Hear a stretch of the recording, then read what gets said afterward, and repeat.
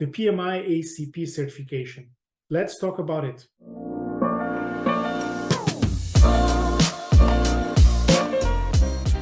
I'm Alcides Santopietro, and I'm an instructor of preparatory courses for PMI exams, including PMI-ACP, PMP, DASM, and DASSM.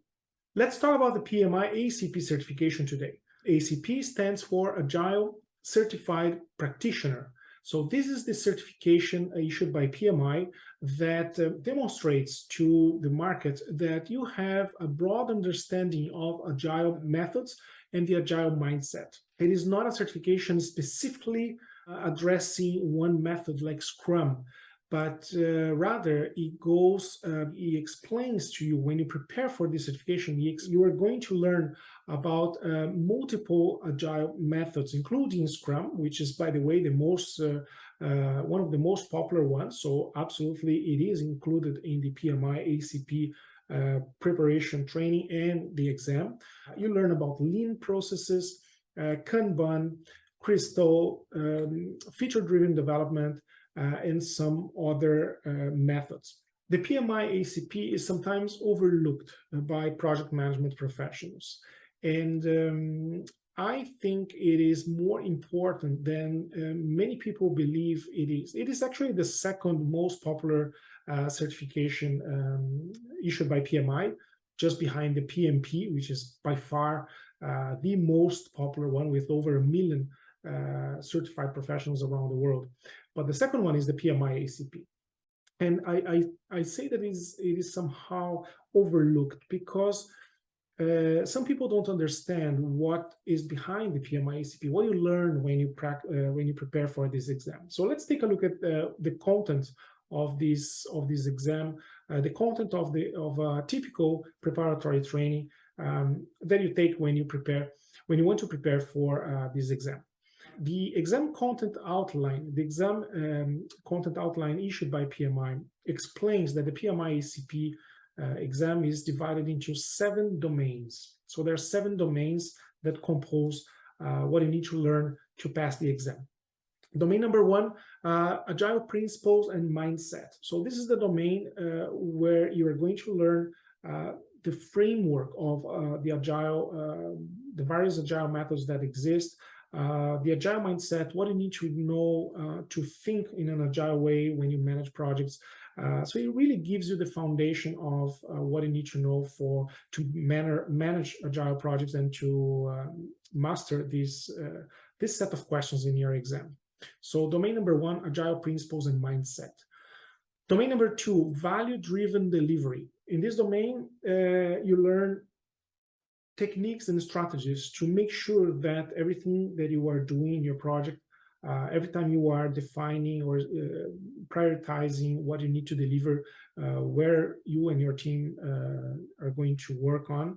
So when you do this exercise, you want to make sure that you're going to deliver value to the customer, value to your clients, and you learn how to adopt this value-driven approach. So value-driven delivery is the name of the second domain. So you learn how to prioritize tasks, user stories in a way to maximize the value that you deliver to your customer.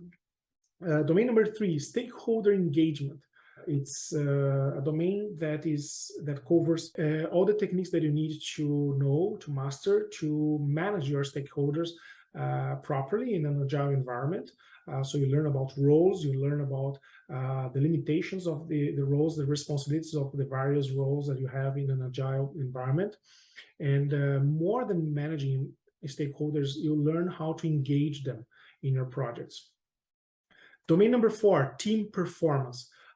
In this training, in a preparatory training for this exam, you are going to learn how to manage high-performing teams, what are the factors that influence high-performance teams, how to get to work with a team that is performing, that is a high-performing team. So the exam also will ask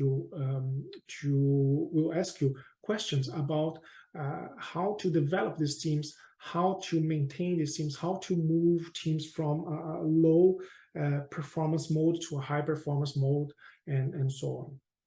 Domain number 5, adaptive planning. So this is key in any agile project. You don't plan the project up front. You don't plan all your project up front. You have to plan in an adaptive manner, following an iterative process, and that's what you learn in the domain number 5, adaptive planning.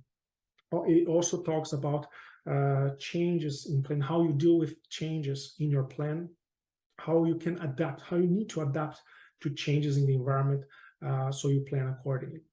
Domain number 6, problem detection and resolution. So different techniques of problem solving techniques, root cause analysis, and related techniques and strategies you learn when you study the domain number 6.